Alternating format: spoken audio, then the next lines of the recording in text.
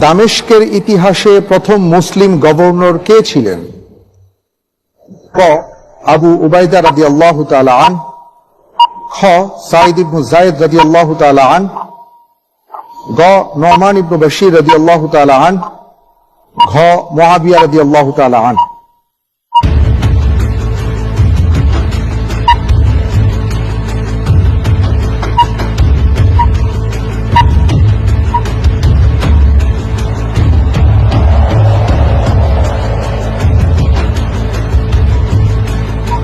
চিন্তা ভাবনা করে ঠান্ডা মাথায় উত্তর দেবেন।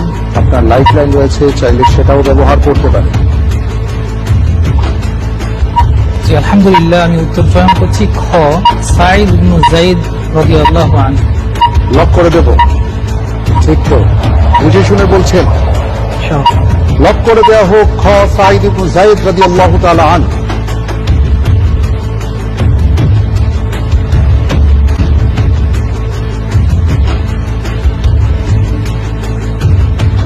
আপনি উত্তর দিয়েছেন সাঈদ ইবনে যায়েদ রাদিয়াল্লাহু তাআলা আনহু। উত্তরটি কি হবে এসেছে? আপনি উত্তর দিয়েছেন খ. সাঈদ ইবনে যায়েদ রাদিয়াল্লাহু তাআলা আনহু। আমি দেখতে পাচ্ছি উত্তরটি হবে খ. সাঈদ ইবনে যায়েদ রাদিয়াল্লাহু তাআলা।